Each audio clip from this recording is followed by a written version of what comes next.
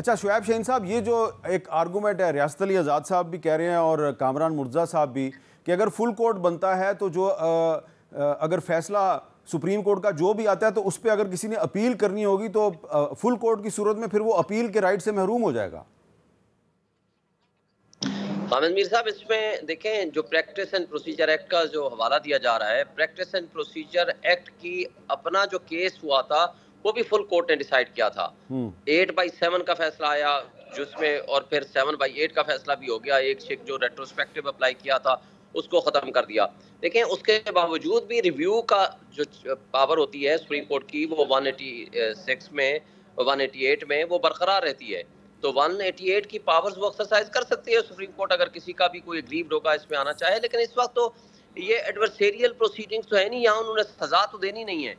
यहाँ तो इन्होंने इश्यूज को रेगुलेट करना है कि किन किन इदारों ने, किन किन लोगों ने कैसे इसमें इंटरफेरेंस की, क्योंकि इंडिपेंडेंस ऑफ जुडिशरी को कितना जक पहुंची है, और सजा देने और का जो अख्तियार होगा, या तो वो कोर्ट मार्शल के लिए कह देंगे चीफ ऑफ आर्मी स्टाफ को, मिलिट्री ट्रायल होगा और उनको सजाएं होंगी तो फिर उसके मुताबिक प्रोसीडिंग्स होंगी, या जो भी जिन कोर्टों में भी सजाएं होंगी, यहाँ तो फाइंडिंग्स देनी है ना इन्होंने। तो इसलिए मेरा नहीं ख्याल कि इसके ऊपर कोई बहाम है कि जो रिकवर है वो फिर भी उन्हीं 15 जजेस के पास बाकी रहेगी जो जज इसमें सुनेंगे। तो चूंकि इस वक्त पाकिस्तान की अदलिया के ऊपर नहीं, पाकिस्तान के आइन के ऊपर भी नहीं, पूरे पाकिस्तान की 25 करोड़ अवाम पे और पूरी रियासत पे ये हमला हुआ है। पिछले 1 साल से वो जजेस लिख लिख के, हमें तो नहीं पता था उस वक्त का, 10 मई का उनका ऑर्डर देख लें और उसके अंदर जो चीज़ें लिखी हुई हैं और जो उन्होंने कहा हुआ है वो उससे ज़्यादा अहम है कि बाकी जजेस को बुलाया जाए, बाकी हाई कोर्टों के जजेस को बुला के पूछा जाए कि वहाँ क्या हो रहा है। इसका मतलब है कि ये अगर इस्लामाबाद की 90% जो हाई कोर्ट है वो ये समझती है कि यहाँ हमारी एजेंसीज और इस्टेब्लिशमेंट इतना ज़्यादा सिर्फ ये नहीं है कि प्रेशराइज कर रही है या सिफारिशें कर रही है, वो उनके रिश्तेदारों को उठा करके उनको इलेक्ट्रिक शॉक्स लगा रही है, उनके बेडरूम्स में कैमरे लगा रही है। रियासत साहब, ये जो तोशाखाना केस में इमरान खान साहब की सज़ा मुअत्तल हुई है, उनकी अहलिया की भी सज़ा मुअत्तल होगी, आपके ख्याल में ये कितनी इंपॉर्टेंट है? मैं इससे पहले जो शुएब साहब ने कहा है ना कि अपील वाली बात, वो रिव्यू वाली बात उन्होंने की है, तो रिव्यू तब होता है जब अपील एग्जॉस्ट हो जाए।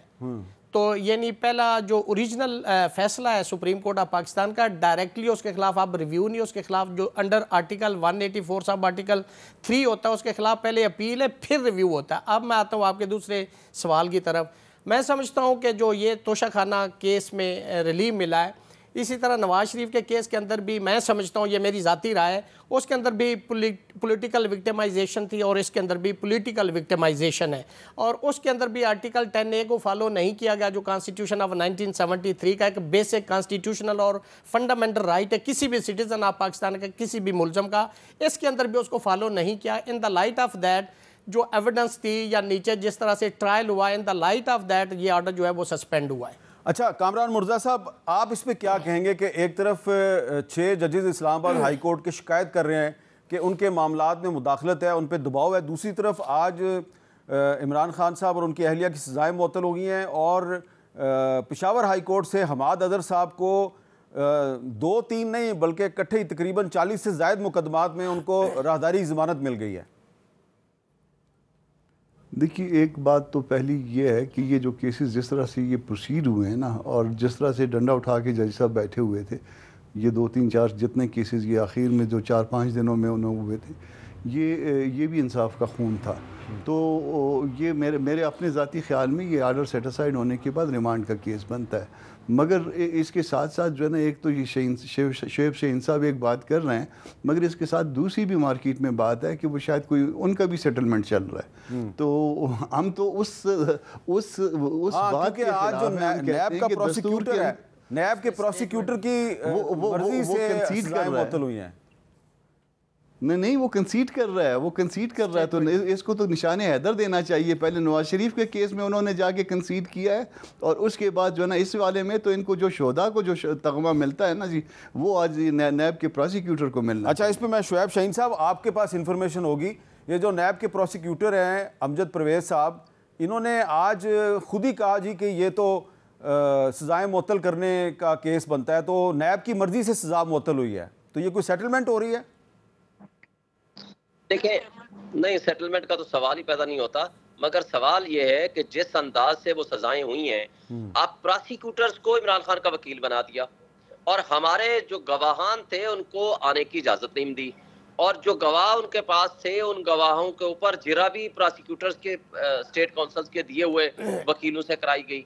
रात के 11 बजे सजाएं दे दी गई और मकसद सिर्फ ये था कि इलेक्शन से पहले हमने हर हाल में एक मैसेज देना है कि इमरान खान तो जी 35 साल की सजा लेके फारिग हो गया, और वो मैसेज पहुंचाने के लिए उन्होंने इंसाफ का कत्लेआम किया, सबके सामने किया, सबकी आंखों के सामने किया। और यही तो मेरा ख्याल है, अमजद परवेज साहब ही तो उसमें प्रोसिक्यूटर थे, उनको तो उस केस की गहराई का पता था कि जो उसकी तह खुलेंगी वो एक एक चीज उनके सामने आनी शुरू हो जाएगी।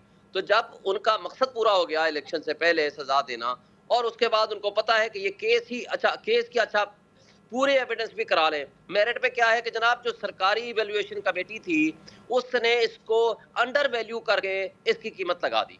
अब अंडर वैल्यू करने वाले मुल्जिम हैं? नहीं जी, वो तो मुल्जिम नहीं है। मुल्जिम कौन है जी? इमरान खान, दी देन प्राइम मिनिस्टर। अच्छा, उनकी बेगम को क्यों डाल दिया? वो उनकी चूंकि बीवी है इसलिए उनको भी डाल दिया। ये है टोटल केस। और एक तोशाखाना केस, उसके 3 केस बना दिए। एक वो जिसमें हुमायूं दिलावर ने 3 साल सजा दी, दूसरा ये जिसमें ये 15 साल सजा दे दी, तीसरा वो एक FIR काट दी एक ही वाक़े के मुतालिक। तो केस का चूंकि उनको पता था कि इस केस का अंजाम क्या होना है, उनका मकसद था कि इलेक्शन से पहले इनको हर हाल में हमने जेल में फेंकना है और एक मैसेज देना है कि जनाब इमरान खान 30 साल 35 साल के लिए पॉलिटिक्स से भी आउट हो गए और वो जेल में भी चले गए और कन्विक्टेड भी हो गए। लेकिन वो मकसद पूरा नहीं हुआ। अवाम खड़ी है आज इमरान खान के साथ, लोग आज PTI के साथ खड़े हैं, वो एक ही बंदे को लीडर समझते हैं, वो है इमरान खान। और वो काम बल्कि उल्टा हो गया इनके खिलाफ कि इतनी ज्यादा नफरत इनके खिलाफ फैली कि आप करके आ रहे हैं इस मुल्क के निजाम इंसाफ को। आज तो देखे ना, जो जजेस ने लिख के दिया है वो भी किसका केस है? इमरान खान का केस, कि जी उसके वजह से प्रेशर डालने के लिए 2 जज साहबान ने कहा ये केस नहीं बनता है, एक जज साहब ने कहा नहीं बनता है, वहां से प्रेशर डालना शुरू हुए। पिछले साल 30 मार्च 2023 से ये सिलसिला शुरू होता है। फिर चलते चलते पिछले साल बंदियाल साहब को ये मिलते हैं, काजी फाइजा साहब को मिलते हैं, उमरता बंदिया इसको मिलते हैं, आमिर फारूक साहब को मिलते हैं, लेकिन कोई भी उनके एग्रीमेंट से एड्रेस नहीं करता और वो खत तो खत लिखते रहते हैं। लेकिन उसके बाद अब आकर उन्हें ये खत लिख दिया, तो सिलसिला कहां तो से? आपको उम्मीद है कि अब इस्लामाबाद हाईकोर्ट के 6 जजों को इंसाफ मिल जाएगा?